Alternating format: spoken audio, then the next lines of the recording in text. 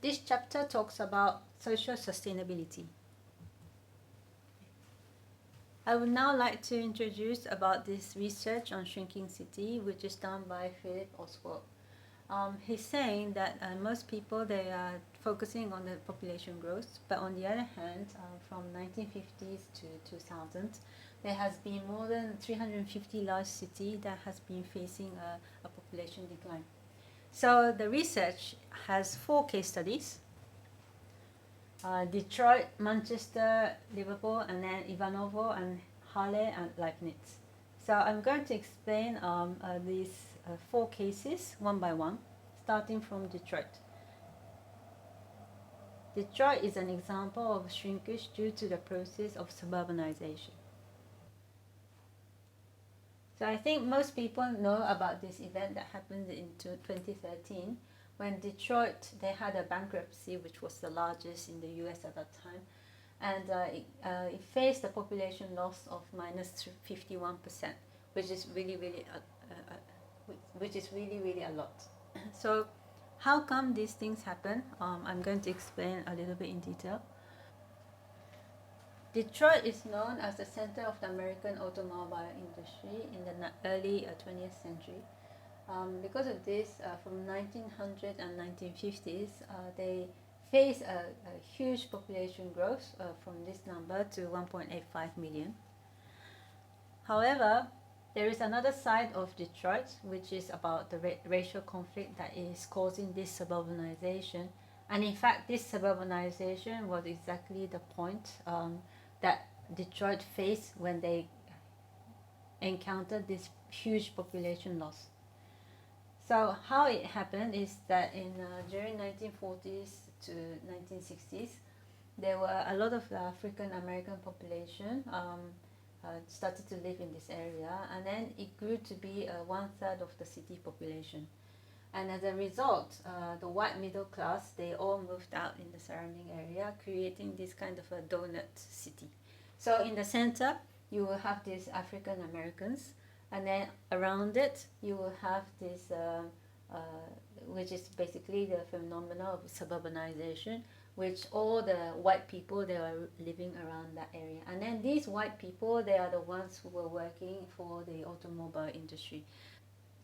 So you can imagine when they had this bankruptcy, a lot of the people around this suburban area, they all left.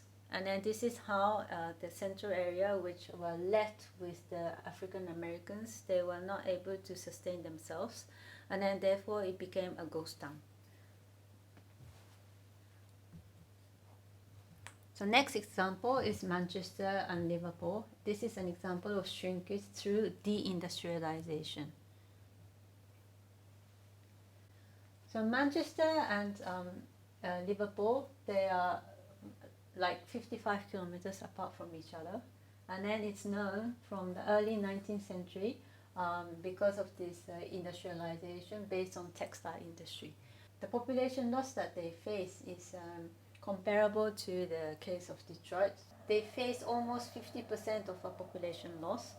And how this came about is that in the 1950s, there was a demise of region's textile industry, which of course created this dramatic decline in terms of the resource, in terms of the work. A lot of people, they lost work because of this. And then therefore, this is why Manchester and Liverpool face this huge population loss. And so in order to kind of recover from this situation, in 1980s, during the Thatcher era, they tried to reorganize some policy in terms of policies. So the suggestion was to make it, to shift from industry to service sector. And then in terms of this, Manchester, they took the position as a cooperative stance, so they cooperated in terms of this, whereas Liverpool, they protested. And then the result was that Manchester recovered faster than Liverpool. So the lesson from case 1 and 2, individually they have their own issue. The first one being about the suburbanization, the other one being about the deindustrialization. but the two has something in common, which was the cause of the shrinking city. And this is about monostructuralism. Monostructuralism means that you only depend on one industry only. So this was for case of Detroit and Manchester. It was only that they were depending on one industry. The first one being the automobile, and then the other one being the textile industry. And then this is quite important because later on, the other cases they also have this same issue about the monostructuralism. The third case is Ivanovo. This is an example of shrinkage as part of post-socialist change.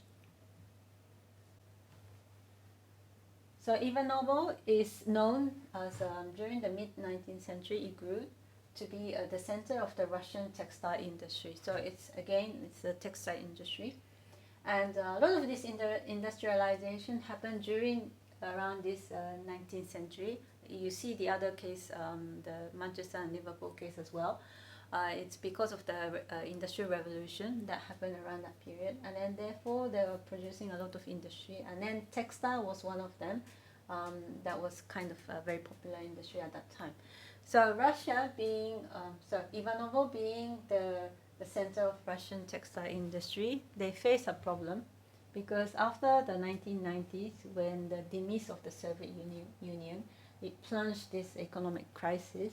Uzbekistan, they stopped sending cotton to this Ivanovo, and then therefore, of course, if they don't have the cotton, they are not able to produce anything. So therefore, the industrial production dropped by around 80%, and then because of this, a lot of people they lost their job, and the younger, the better educated people, they all left Ivanovo in search for work. And but then if you look at the population loss compared to the other cases, it's not so much in terms of the percentage. It's only minus 6.8. Why is this? It's because they have some restriction in terms of the mobility because of the social constraint that they had.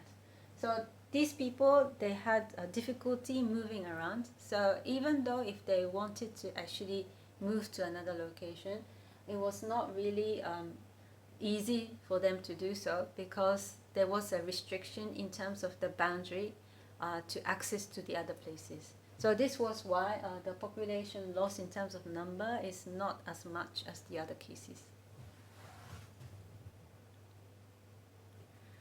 The fourth case is Halle and Leipzig. This is an example of shrinkage that is reflecting cases 1 to 3. Halle and Leipzig, they are 40 kilometers away from each other, and it's a city of coal mining and chemical industry that has been lasting for 1.5 centuries.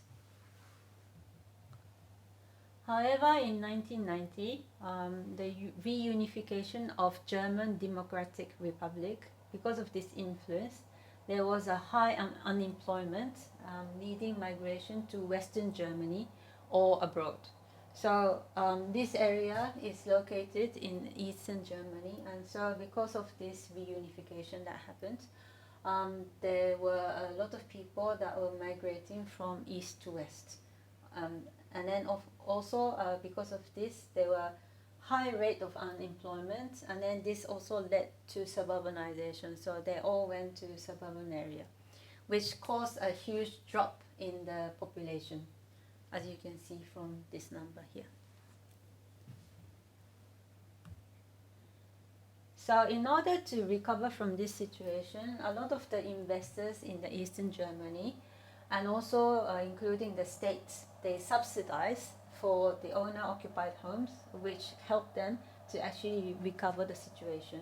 And so as a consequence, as a result of this, which at the end, it led to this construction boom.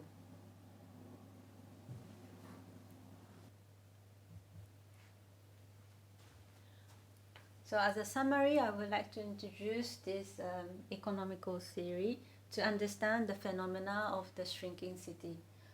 This diagram here, it shows the relationship between population and utility.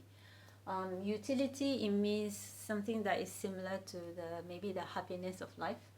And so in Henderson City specialization, he's saying that different based city, for example, if you base yourself in a textile industry, so this is the textile city, or you have a financial city, something like this, like Singapore is a financial city, or Hong Kong is a financial city. He is saying that basically all these cities that are specialized in something, they have their own preferred size.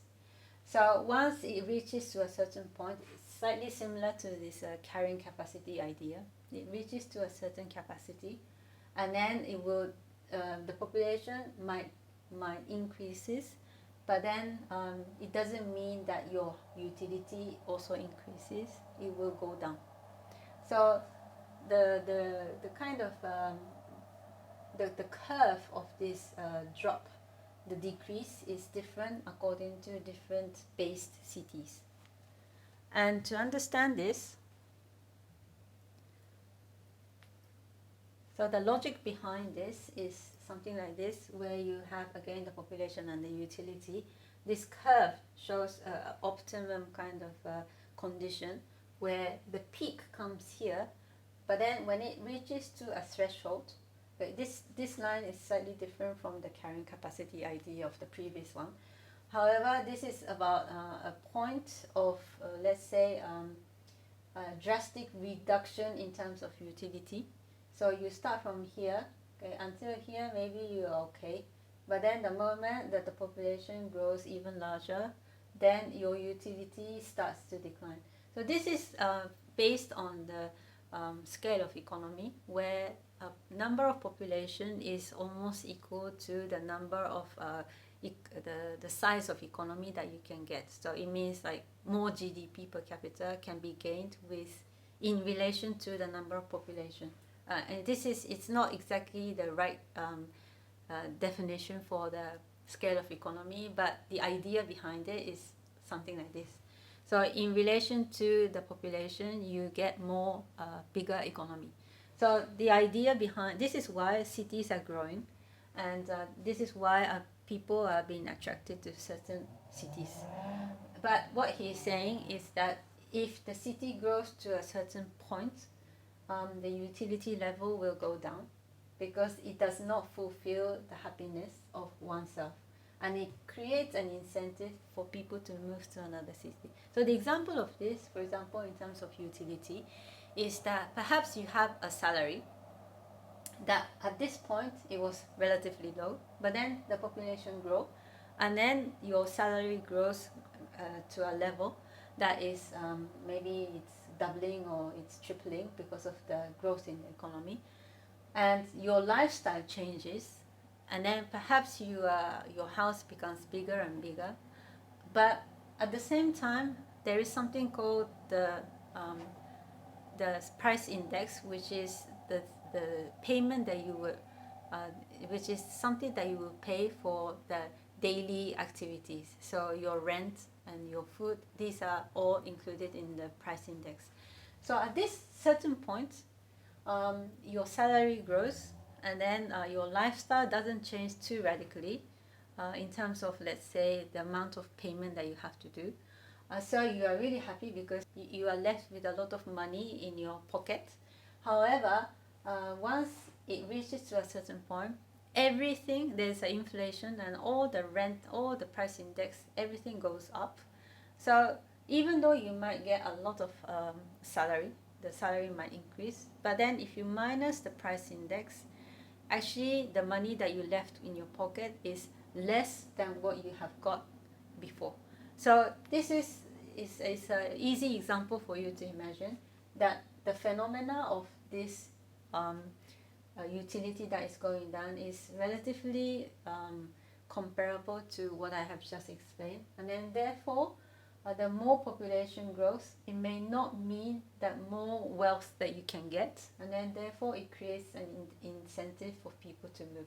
So in the case of the shrinking city that I have mentioned from 1 to 4, it has different kind of aspect, or it has different kind of issue there. However, why people leave from one place to another is basically it's all about incentive. It incentivizes people to move to another location because somehow this utility has been affected, and it decreases the happiness of their life. So they prefer to move to another location. And so this is the main idea behind how the shrinking city works.